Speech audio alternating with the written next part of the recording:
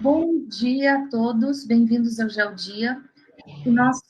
A nossa primeira convidada hoje vai fazer a primeira apresentação no canal da GeoBR, é a Rosângela Botelho. A Rosângela possui graduação em Geografia, bacharelado e licenciatura pela Universidade do Estado do Rio de Janeiro, a UERJ, mestrado em Geografia pela Universidade Federal do Rio de Janeiro, a UFRJ, doutorado em Geografia Física pela Universidade de São Paulo, USP, e pós-doutorado em Patrimônio Geológico e Geoconservação pela Universidade do Minho, Portugal. A Rosângela é geógrafa da Fundação Instituto Brasileiro de Geografia e Estatística, o IBGE, junto à Coordenação de Recursos Naturais e Estudos Ambientais e professora do curso de pós-graduação em Análise Ambiental e Gestão do Território da Escola Nacional de Ciências Estatísticas. Suas áreas de atuação e linhas de pesquisa envolvem estudos sobre solo, geomorfologia, bacia hidrográfica, análise ambiental, geopatrimônio e geoconservação. É com você. Obrigada, Glória, pela apresentação, né? É bom que já me poupa esse tempo aí de ter que me apresentar. Então, bom dia a todos, na verdade, bom GeoDia a todos, né? O GeoDia está só se iniciando, né? Então, aí eu quero agradecer a toda a organização do evento pela oportunidade de estar aqui divulgando um pouquinho desse elemento tão especial da geodiversidade. A gente já vai ver já por quê, né? Então, eu vou compartilhar aqui a minha tela, né? Que eu acho que... Então, gente, eu costumo dizer que é a geohora do solo, né? Então, nós temos aí uma geohora, a ideia é que a gente não use o tempo todo, tivemos algum probleminha técnico para a entrada, e então vamos, com certeza, deixar aí um tempo no final para que a gente possa conversar um pouquinho, bate-papo, né? Se tiver algumas perguntas aí no chat para a gente poder conversar, que eu acho fundamental, muito importante, né? Então, a gente vai aqui falar um pouquinho... das histórias que os solos contam, né? Na verdade, a gente poderia ficar não só essa geohora, né? Mas a gente poderia ficar todo o GeoDia falando das histórias que os solos contam, né? Mas, obviamente, eu escolhi aqui alguns exemplos para a gente conversar um pouquinho e ter uma ideia de como é que isso acontece. Bom, eu acho que, do conhecimento de todos nós, né, que os solos são fundamentais para a vida na Terra, né? E para a sobrevivência dos seres vivos na Terra. O solo tem múltiplas funções e múltiplos valores, né? Então, aqui nós temos alguns exemplos. Por exemplo, a função histórica, né? A gente sabe que várias civilizações, várias sociedades, né? Elas se desenvolveram em função de ocupar solos que estavam, por exemplo, à margem de grandes rios, como no Nilo, né? Se aproveitando dessa terra fértil, né? Que havia ali, né? Aqui no Brasil, a gente tem um exemplo, por exemplo, de toda a ocupação do Sul com o café na área das conhecidas, né, popularmente chamadas terras roxas, né? Todo livro escolar, pelo menos na minha época, né, gente? Agora acho que não, mas falava isso, né? Das famosas terras roxas e de como o café migrou para a região, saiu aqui do Rio de Janeiro, principalmente do estado do Rio de Janeiro, e migrou mais para o sul, indo atrás justamente desse solo tão fértil em que a cafeicultura se desenvolvia tão bem. Então, até hoje, nós temos, no Brasil, tem um viés agrícola muito forte, como a gente sabe, né?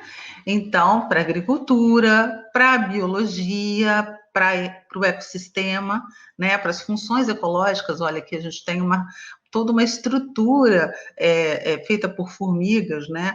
Termitas, os cupins, né? Então, o solo, ele é bastante interessante porque, embora ele se constitua num elemento abiótico da natureza, né? Um elemento da geodiversidade, ele contém vida, né? Ele contém muita vida, não só sobre a superfície, mas dentro dele também, né? Então, essa relação é muito forte, essa relação biológica dentro do solo, essa função é muito forte. Temos também o solo, não é? Como material de extração, para ser usado, isso é muito comum, né? Areia, extração de areia, do que eles chamam também de barro, né? Popularmente falando, para construção civil, né? Construção de casas, enfim, edifícios. Temos também uma questão importante, que são os achados arqueológicos, os achados paleontológicos, né, dentro do solo. Então, o solo abriga essas questões que são importantes demais para a gente compreender a história da Terra e a história do homem. Então é isso, as funções são múltiplas. E o reconhecimento do solo como elemento de valor na natureza, isso não é algo assim, digamos, tão novo, né? Aí aqui eu trouxe para vocês algumas datas, né? Lembrando que a gente hoje está celebrando aí uma data importante, então trouxe algumas datas que são relacionadas especificamente aos solos. Então a gente tem aqui o Dia da Conservação do Solo, né, que é o dia 15 de abril, na verdade, há poucos dias atrás, né, que celebramos, e existe uma lei, né, um decreto-lei do Brasil, e essa data é uma homenagem, inclusive para quem tem curiosidade, é a data de aniversário de um grande pesquisador, né, norte-americano, nos Estados Unidos, é o dia do nascimento dele, e ele era digamos assim, o pai da conservação dos solos nos Estados Unidos. E depois nós temos o Dia Mundial do Solo, né, que foi decretado pela FAO, Unesco, pela ONU, né, pelas Nações Unidas, também é o dia 5 de dezembro, então esse é reconhecimento internacional. Temos o Ano do Solo, em 2015, e no próprio ano de 2015 foi também decretada, reconhecida, a Década Internacional dos Solos, que é exatamente o período que nós estamos. Começou em 2015 e vai até 2024. Bom, e o reconhecimento da geodiversidade, né? Então, assim, vamos pensar, é até difícil, né? Assim, eu junto com outros colegas estamos abrindo esse Geodia, né? O solo está abrindo esse Geodia, é uma alegria. Eu não sei, mas a gente lembra que o público é diverso, o público é multi, né? O público não tem que necessariamente ser conhecedor, né, desses conceitos. Então, a geodiversidade, só para a gente lembrar, é aquela chamada prima e irmã da biodiversidade. Então, se a gente tem a conservação da natureza como um todo, a gente tem os dois lados, né? A biodiversidade e a sua prima irmã, a geodiversidade, um dando conta dos elementos bióticos e a outra dando conta dos elementos abióticos em comunhão. Então, a gente indiretamente, eu acho que a gente pode dizer, não é? Se tratando de conservação da natureza como um todo, a gente tem um reconhecimento disso quando foi criado o Dia Mundial do Meio Ambiente. Depois, a gente que é dia 5 de junho. Isso é desde a década de 70, 72, se não me engano. Então, já temos aí bastante tempo de comemoração desse dia. E depois nós temos o Dia Internacional da Mãe Terra, que é o que nós estamos comemorando hoje, que foi agora, dia 22 de abril, e que também tem uma longa história, apesar de ter sido decretado oficialmente pela ONU só em 2009, ele vem de uma história de passeatas e de luta da sociedade em favor da proteção do meio ambiente desde os Estados Unidos em 1970. Então, um movimento que foi nacional e depois se tornou mundial. É um dia que a gente se apropria, pode se apropriar, e é o que a gente está fazendo hoje, aproveitando para celebrar também a geodiversidade. E a gente estamos no momento exatamente, né, de implementar o Dia Internacional da Geodiversidade, que, se tudo der certo, a gente acredita que vai, porque a iniciativa já foi aprovada pela ONU, agora só falta realmente ter isso decretado oficialmente. O dia proposto é o dia 6 de outubro, então, se tudo der certo, vai ser aprovado até o final desse ano. Então, o primeiro Dia Internacional da Geodiversidade a gente deve comemorar no ano que vem, né? E aí acho que vai ser esse mês, e na verdade o dia 6 tem a ver com o dia em que o termo geodiversidade foi usado pela primeira vez lá em 1993, se não me engano, 93, na Austrália, isso oficialmente, né, por escrito, e o mês, portanto, foi o que foi conseguido no calendário internacional de comemoração de dias, isso é importante que a gente lembre. Aqui tem um link para um vídeo, mas eu vou deixar aí para vocês acessarem quando vocês puderem, alguns já devem conhecer, bem interessante, tem menos de 3 minutinhos, é o vídeo de divulgação internacional para celebrar o Dia da Geodiversidade, e tem em vários idiomas, né? A legenda. Então, ele é narrado em diferentes idiomas, né, por diferentes pessoas, mas é legendado em diferentes idiomas. Então, é só escolher lá o português. Bom, então, acho que uma pergunta, né, que fica na cabeça da gente, assim, quando os solos surgem na Terra, né? Então, nós vamos falar desse elemento, dessa camadinha tão fina que fica ali por cima, muitas vezes chamada de pele da Terra, né? Então, quando surgem os solos na Terra, né? Então, os estudiosos, né, os geólogos, eles, bom, se a gente pensar, né, a Terra tem aproximadamente 4 bilhões e meio de anos, né? Os solos, eles são, então, bem mais recentes. Os solos, de um modo geral, eles começam a aparecer na Terra em mais ou menos 420 milhões de anos. E como que eles começam a se formar? Na verdade, a reboque, né? Junto ali com o surgimento das plantas, né? Dos seres vivos, dos vegetais, e principalmente quando esses seres vivos, os vegetais, começam a criar raízes, né? Aqueles com raízes, e isso propicia efetivamente que aqueles sedimentos que estavam ali soltos em função do intemperismo sobre as rochas, não é? Uma série de eventos, temperatura, água, etc., sobre as rochas, e que ali desagregava e decompunha essas rochas, esses sedimentos passem a se fixar. Por isso, a questão da planta e da relação solo-planta, ela é intrínseca, ela é muito, muito forte, a gente não pode separar. Então, só para colocar uma referência, né, digamos assim, o Homo sapiens, a gente tem aí uma série de hominídeos, mas o Homo sapiens, que é o Homo sapiens sapiens, aquele mais parecido com o que nós somos hoje, surgiu ali, há uma variação, né,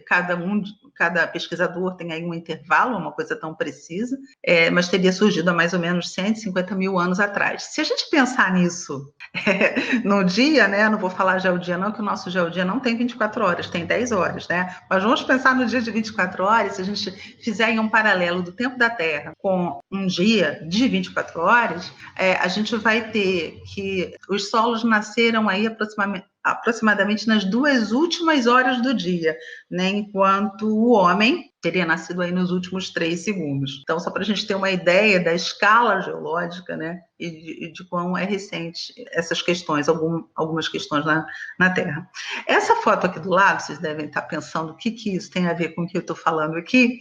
Então, essa foto, que é belíssima, eu pelo menos acho, é de uma fortaleza, né, chama Fortaleza de Valença, fica no norte de Portugal, nas margens do Rio Minho, na fronteira ali com a Espanha.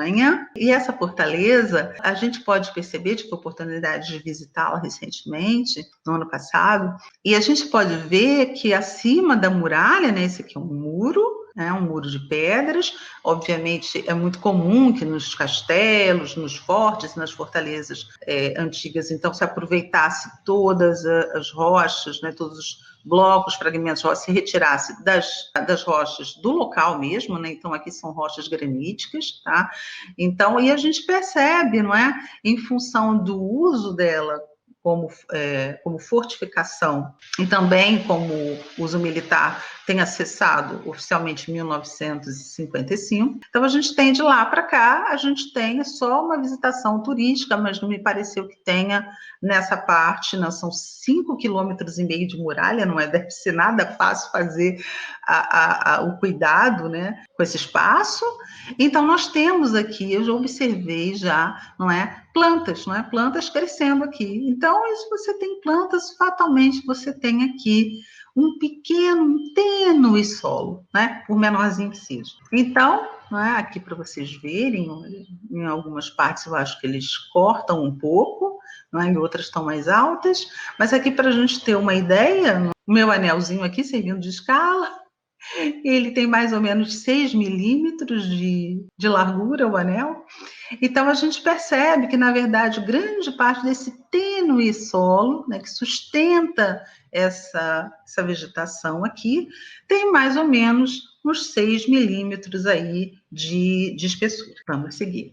Bom, que solos são importantes, né? Eu acho que além da gente saber como eles aparecem na Terra, já sabemos por que eles são importantes, mas Que solos são fundamentalmente importantes para que a gente precise protegê-los ou geoconservá-los? Todos, na verdade todos são importantes, mas aí tem aquela questão, nós não podemos proteger e preservar e conservar todos, né? Conservar eu acho até que a gente consegue, preservar a gente não tem condição, onde nós habitaríamos, onde a gente construiria as nossas casas, onde a gente praticaria agricultura, né? Onde a gente colocaria a criação de animais, né? Então, obviamente que a gente tem que selecionar alguns para que a gente efetivamente possa protegê-los, para que as futuras gerações possam continuar um trabalho investigativo de conhecimento desses solos, e principalmente porque que eles podem contar, além das funções todas que eles têm, contar para a gente um pouco da história da Terra.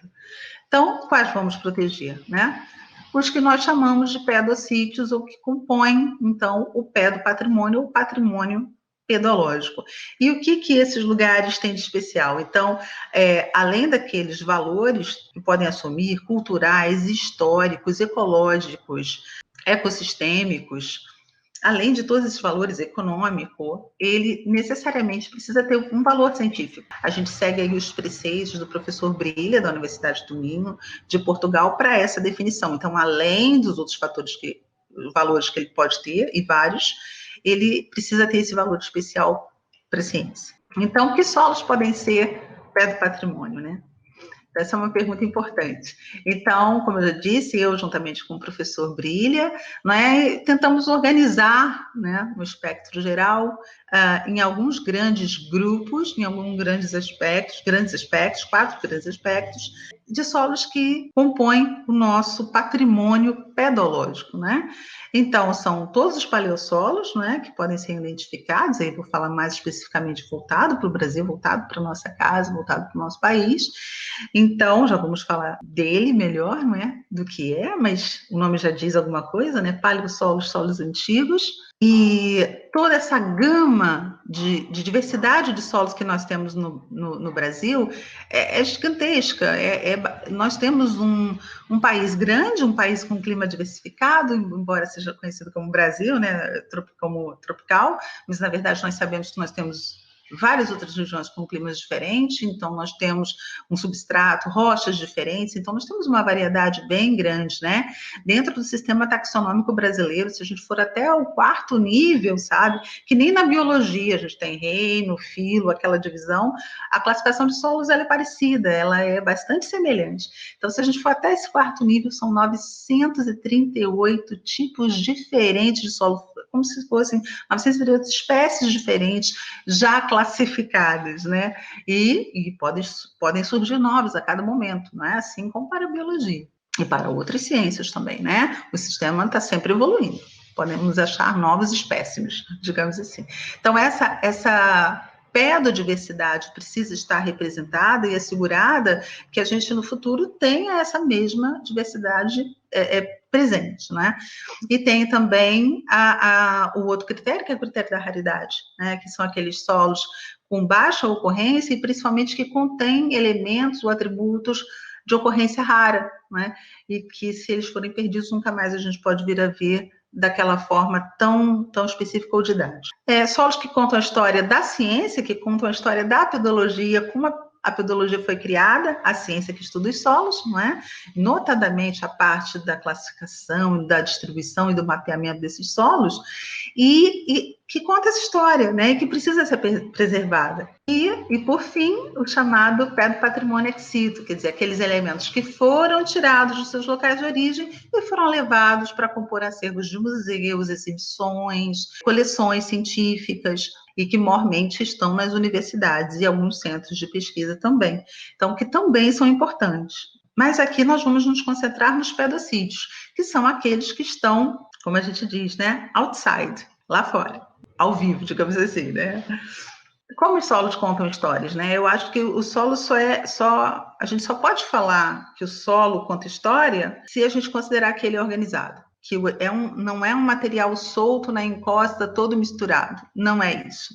O solo, ele é um material organizado em função dos processos que ocorrem, né? A ação do clima, a ação dos organismos, né, sobre essa rocha, que decompõe essa rocha, o relevo, a posição no relevo que o solo está. Então, todos esses fatores resultam numa organização específica, e o reconhecimento dessa organização do solo, aqui, como vocês podem ver, em horizontes ou camadas, é que faz com que o solo possa contar uma história.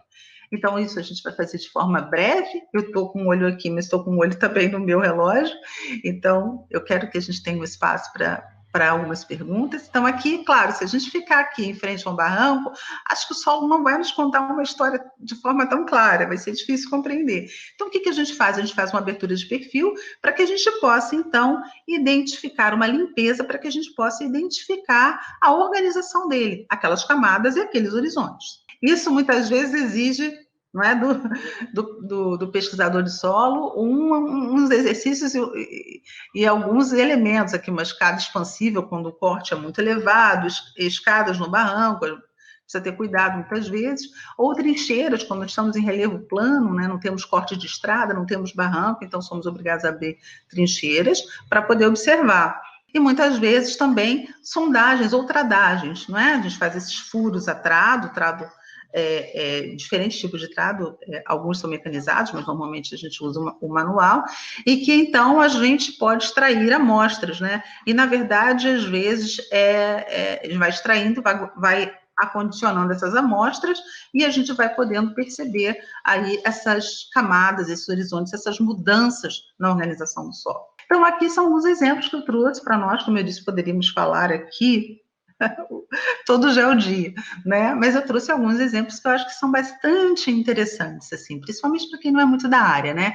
Então, aqui nós temos um solo, olha que interessante a forma como nós temos uma série de finas camadas, né? Uma sequência de finas camadas, praticamente, não é, paralelas à superfície, né? E que são essas camadas, né? Então, esse solo, que se chama neossolo flúvico, mas o importante não é o nome dele, mas que história ele pode nos contar, ele está presente. Na verdade, ele ocorre no Brasil do Iapoque ao Chuí, né? Então, ele, em termos regionais, ele está presente em todas as regiões, mas em áreas restritas. Que áreas são essas? Nas margens dos rios. Então, esse é o posicionamento. Então, nós temos um exemplo aqui de um solo, aqui é o Rio Doce, aqui é a cidade de Linhares, no Espírito Santo. Então, nós temos aqui o quê? Toda vez que o rio ele extravasa as suas águas, na época de chuva, que ele transborda, que ele inunda a sua planície, então, não é só água que vai, né? Vai água e sedimento que está nessa água. E aí, quando recua, quando a água baixa, que cessam as chuvas, etc., e a água volta ao leito do rio, nessa planície ficaram esses sedimentos. Então, na verdade, essa sequência conta todos esses transbordamentos e o tipo de material que o rio estava transportando, se ele estava com maior ou menor energia, para fazer maiores ou menores quantidades de depósitos, sedimentos, e também o tipo desse sedimento, a granulometria, a qualidade desse sedimento, se ele é arenoso, se ele é fino. Então, a gente pode... Os solos contam histórias dos rios, né? Isso é bem interessante.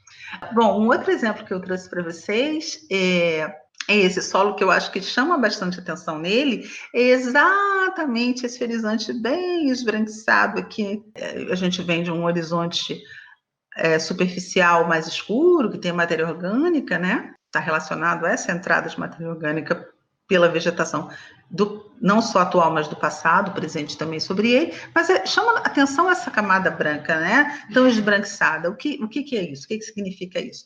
Da mesma forma, é um solo que pode ocorrer em várias regiões do Brasil, ocorre em várias regiões, algumas mais do que outras, mas efetivamente é um solo. Esse solo aqui, ele está presente aqui, olha, aqui temos a localização, a gente nota que está sendo bastante pressionado pela questão da expansão urbana, isso daria uma outra conversa para a gente, mas é lá no município de Guaba Grande, aqui no estado do Rio, faz parte de um dos geossítios do Geoparque proposto, né, Costões e Lagoas do Rio de Janeiro, cuja bandeira aí da professora Kátia Mansur, nossa amiga querida, levanta junto com um belo grupo, eu faço parte também do grupo Geodiversidade e Memórias da Terra, liderado por ela também.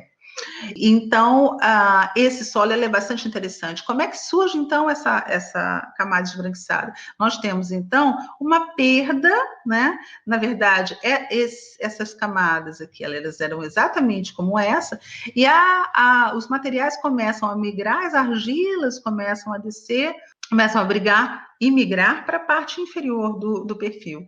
E isso significa que você tem uma questão de água nesse perfil, uma presença de água nesse perfil, mas que não é por todo o ano, é um período do ano que a gente tem a presença de água nesse perfil, até uma determinada altura, né, porque senão nós teríamos aí toda essa massa talvez bem mais clara, então,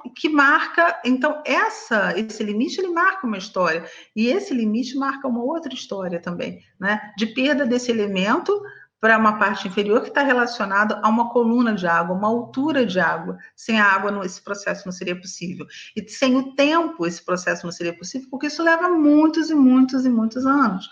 Então, a gente tem algumas estatísticas de 1 milímetro por ano de solo formado, né? Para poucos estudos, que não é fácil a gente ter esse tipo de estudo, né? De quanto tempo o solo leva para se formar, né? Há muito tempo atrás se achava que era um recurso renovável. Não é, porque não é renovável no tempo histórico, no tempo do homem, né? Então isso leva milhares de anos. Então isso significa que essa superfície ela esteve com relativa estabilidade para que hoje a gente possa ver esse processo já finalizado, né? A gente encontra solos onde essa camada está mais estreita, mostrando que o processo ainda está em avanço. Um outro exemplo seria esse solo aqui, que nos chama atenção, eu imagino, de vocês também, por essa cor tão intensa, esse vermelho tão forte e tão intenso, né? Então, na verdade, a gente tem uma quantidade de ferro muito grande. É chamado latossolo vermelho. Esse tipo aqui é o distroférrico, então ele tem muito ferro, muitos deles têm atração magnética, então é bem legal em campo quando a gente pega um ímã e o solo é atraído por esse ímã. Então é bastante interessante. E a gente está aqui virtualmente, não é exatamente a mesma coisa que estar no campo, todos nós sabemos, mas a gente vai trazendo essas questões curiosas e como os solos são diferentes e como eles nos contam histórias diferentes. Então, de onde vem esse ferro? Então, ele vem justamente das rochas que dão origem a ele. Então, muitas vezes no Brasil, a gente tem coberturas de material intemperizado muito profundas e às vezes a gente não tem muito acesso à rocha, né? Então, quem mapeia a litologia, quem mapeia as rochas sabe disso muito bem, né? Os geólogos sabem disso muito bem, que muitas vezes eles se utilizam das informações do solo para contar histórias do que está embaixo, que ele não pode ver precisamente em todos os lugares. Então, aqui, o solo já nos conta a história do que está embaixo, né? Que substrato é esse? Então, normalmente é uma litologia de rochas básicas que pode, então, em função da decomposição, liberar esses elementos que dão essa cor tão bela a esse solo aqui, na cidade de Rio Verde, em Goiás, no Planalto Central brasileiro. Aqui, gente, olha, vocês vão vendo as proporções, ó. Até agora a gente viu, vou voltar bem rapidinho, olha aqui, ó, 0,7% no território nacional, 2,3% no território nacional, né? 9,92% no território nacional, no caso do latossolo. Isso é o latossolo vermelho. Se a gente abrir para o latossolo geral, a gente tem aí uma participação bem importante, né? Os latossolos, junto com os argissolos, são os solos predominantes no nosso país. Então, esse eu acho que também, nossa, não é? A gente olhando para esse solo aqui, para esse perfil aberto, aqui na verdade inclusive é uma trincheira, não tem como a gente não ficar impressionado, não é? Com o contraste entre esses dois horizontes, o horizonte A e o horizonte B, não é? Principalmente com o tamanho desse horizonte lá, vamos ver 50, 60, 70, 80, 90 centímetros. Perdão, isso 60, 70 centímetros, 75 aqui nessa parte, profundo, e a cor, né? A cor realmente muito escura, praticamente um solo negro. Quando você molha, então, completamente preto, preto, preto. Então, como se forma esse solo? O que ele nos conta? Esse solo em especial, ele está lá na nossa Amazônia, né? Próximo ali à cidade de Rorainópolis, em Roraima, lá no norte do país. E, na verdade, esse solo tem uma história muito interessante para contar, porque tem uma história não só da Terra, porque é um solo bastante profundo, que mostra uma evolução muito grande, também uma certa estabilidade ali para formar esse solo mais profundo, mas principalmente como formou esse horizonte de superfície, que é considerado um horizonte antrópico. Na verdade, a matéria orgânica que está no solo, que dá essa cor escura ao solo, vem das atividades de povos antigos, povos pré-colombianos, que habitavam o Brasil, né, antes da chegada dos europeus, e que a atividade que eles realizavam no solo foi sendo incorporada essa matéria orgânica ao solo e criou esse horizonte. Então, o homem também é um elemento da natureza e é também um fator de formação do solo, né? Aqui a gente encontra nesses solos esses fragmentos de cerâmica, como eu disse para vocês, pré-colombianos. Bom, os paleossolos, na verdade, comecei por eles lá, né? Então, os paleossolos não são muito fáceis de encontrar, não é? Porque muitas vezes eles não estão preservados, já estão cobertos, muitas vezes, pelas áreas urbanas, e muitas vezes também, quando eles são erodidos, fica mais difícil de reconhecê-los. Então, aqui é bem didático. Então, nós temos um solo sobre um outro solo, né, bem mais antigo. E o que realmente nos ajuda a identificar é a presença de um horizonte A, né? Que o horizonte A é, por definição, um horizonte superficial. Às vezes ele está abaixo de uma serrapilheira, né, de um horizonte orgânico, mas ele é um horizonte que fica em superfície. E ele está lá embaixo, né, a mais de 100 centímetros de profundidade. E isso é caracterizado não só pela cor, mas pela textura, pela estrutura. Mas muitas vezes, quando esse material é retirado, seja por erosão, seja por atividade humana, fica muito difícil a gente reconhecê-lo como paleossolo. Ou então, quando o ar foi decapitado antes que esse novo solo se depositasse sobre ele. Então, parece também um material. A gente identifica uma descontinuidade, mas a gente precisa, então, de oportunidade de datação para a gente ter certeza. Então, aqueles que a gente encontra, assim, tão didáticos, a gente precisa preservar, precisa proteger. Aqui é um outro caso, lá vai o Horizonte A, e aqui também é um caso disponível na página do Instituto Geológico de São Paulo, que é maravilhoso, que é uma sequência de paleossolos, né? Olha a sequência de Horizonte A, e há indícios também, eles comentam, de um outro Horizonte A mais embaixo, então seriam 3 paleossolos em sequência. Então, imagina o tanto de história que eles podem contar. E já para a gente ir encerrando, histórias a serem contadas. O que eu quero dizer com isso? Há muito a ser descoberto, há muito a ser estudado. O solo é bastante estudado, voltado à agricultura, voltado ao seu uso agrícola, ao seu uso rural. Mas como elemento da geodiversidade que conta história, temos pesquisadores fazendo, e aí não só da área de solos, mas da área da geomorfologia, que estuda o relevo, e juntos, e contando uma série de histórias, mas, por exemplo, a presença de linhas de pedra dentro do solo, isso ainda temos várias hipóteses, mas muitas delas não comprovadas, do que são e que história a gente pode interpretar a partir da presença dessas linhas de pedras no solo. Aqui, por exemplo, um campo que a gente realizou lá no Nordeste, no sertão, no semiárido, e que tudo indica esse espaço aqui em forma de cunha pode ser um paleocanal que foi, então, recoberto, soterrado. É isso, gente. Eu queria agradecer imensamente, né, essa oportunidade de falar um pouquinho dos solos para vocês. É difícil, né? A gente vê aí, eu fui consultar o Geologia lá da Espanha, e é difícil, acho que nunca teve um espaço para falar só sobre os solos. Então, agradeço essa GeoHora. E eu costumo dizer assim: olha, imagina a superfície terrestre como um bolo, e o solo é o recheio. Então, é a melhor parte. Obrigada, gente. Obrigada, Rosângela. A gente não tem muita pergunta no chat, mas eu queria saber uma coisa de você. Como é que você vê essa história dos solos, o potencial deles como geoturismo e educação? Como é que você vê isso? Sim, eu acho Como geoturismo, eu acho que o primeiro passo é esse que a gente está fazendo agora, né? Passar para as pessoas a importância da gente olhar o solo, né? Porque eu costumo dizer, e até dei uma palestra no passado, que eu acho que o solo é o mais escondido dos patrimônios geológicos, né? Mas mais que um fóssil, é mais que um fóssil, porque o fóssil, quando você encontra, você já festeja, você acha que a população, de um modo geral, sabe a importância que é encontrar um fóssil.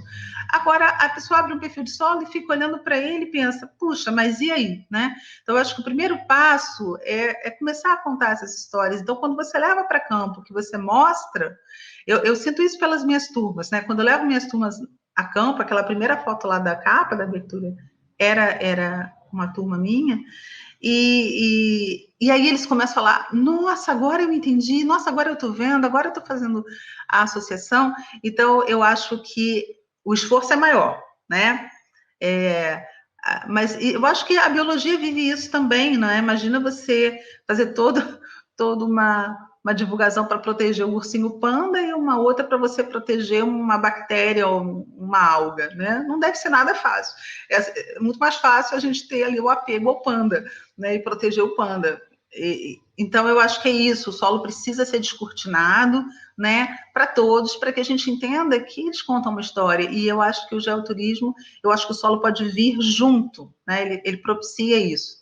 Ele pode vir junto, atrelado em outros geossítios em que a gente possa aproveitar, mas também ter geossítios dedicados só a eles, porque eles são uma parte importante do nosso patrimônio geológico, porque contam a história, da história mais recente da Terra. Sim, os solos de hoje estão aqui, a maioria deles, desde o final da última glaciação, dos últimos 10 mil anos, mas é a história da Terra, né? Então, ainda que recente, é uma parte importante da história da Terra. Então, agora, eu acho que eu respondi a sua pergunta, não sei, mas se não, faça outra. Eu não sei como está o chat, né? Porque eu fico aqui, como a gente diz, às cegas, né? Então, não sei como é que está lá, se as pessoas estão inibidas, se foi uma informação muito técnica, tentei não ser muito técnica. Não, acho que o pessoal está inibido. O pessoal do Geoparque Seridó colocou aqui, te parabenizou, porque realmente, como você mesmo pontuou, não existem muitos trabalhos, né, sobre solo dentro da geodiversidade, né? Normalmente eles até colocam aqui que é um importante elemento da geodiversidade, mas que muitas vezes é negligenciado. Bom, eu não sei se você quer comentar mais alguma coisa, Rosângela. Eu posso fazer uma pergunta? Rosângela, você mostrou aí, né, essa quantidade enorme de solos aí que a gente tem, né? Mostrou os pedocítios e, assim, se você tivesse que escolher um pedocítio aqui no Brasil, né? É difícil, a pergunta é difícil, mas se você tivesse que escolher um que seria o mais representativo para a história aqui do Brasil, no caso, né? Qual seria? Olha, Eliane, obrigada pela pergunta, mas isso é aquela missão impossível, sabe?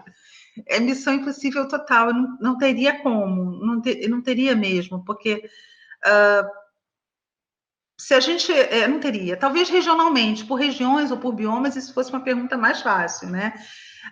Se eu for usar o critério da área ocupada, né, por esses tipos, por essas espécies, teria que ser um argissolo, em termos de área, para o país inteiro, realmente é o que tem maior área ocupada. Então, se eu fosse usar esse critério, seria o argissolo, mas logo próximo do latossolo, né, que são os solos aí que caracterizam, eu acho, são solos profundos, né, em grande parte, principalmente o latossolo, bastante intemperizados, são os nossos solos, não é? Que são bastante profundos, tem aí baixa fertilidade química, mas que são usados para agricultura por conta de correção, mas que contam histórias, principalmente, de como a gente consegue, a gente tem feito, eu fiz um levantamento de profundidades de solos mais profundos.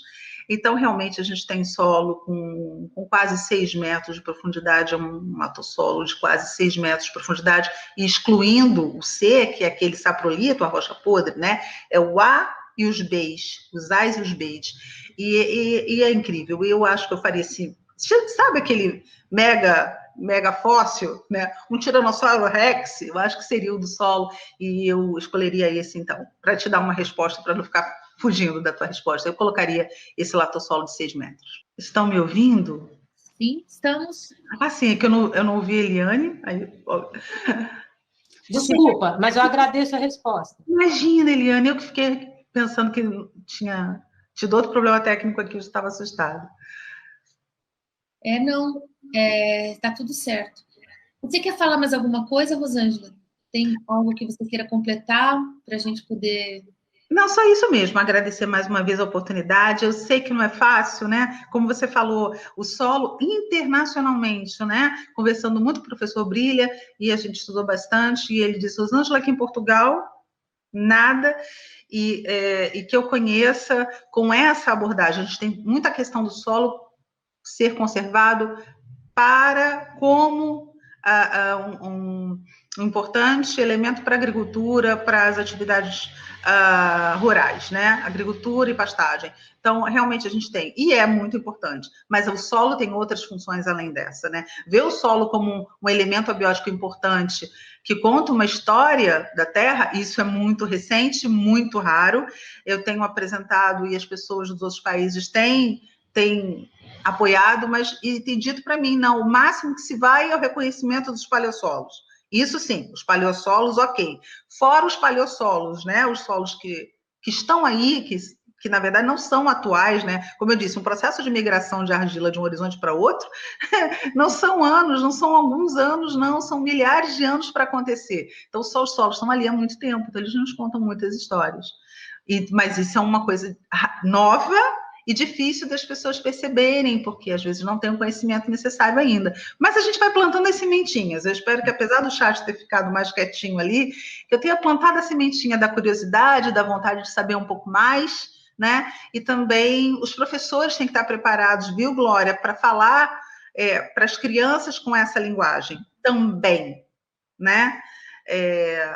E aí eu acho que a gente vai, aos pouquinhos, né? Eu fico muito feliz que no Geoparque da Costões e Lagoas, proposto, né, Costões e Lagoas do Rio de Janeiro, nós já tenhamos ali um pedocítio. Eu comemorei loucamente ano passado, quando o Kátia me avisou, falei, que legal, quais são os outros geoparques que tem? Então eu sempre pergunto, tem pedocítio? Tem pedocítio? Só aquela pessoa que ficou perguntando. Então eu não vejo, então que eu deixo essa mensagem, aproveitando esse Geodia, que os líderes, que os grupos líderes dos geoparques introduzam, pesquisem, convidem os profissionais que entendem de solo e façam valer a riqueza dos solos dentro dos geoparques também. Eu acho que essa é a minha mensagem, que eu posso deixar, que eu acho que é mais apropriada para esse momento. Ok. Obrigada. Obrigada, então. E nós vamos aguardar, então, alguns minutinhos, né? Vamos ter um intervalinho rápido até a próxima atividade, que vai começar daqui a pouco, às 10 horas.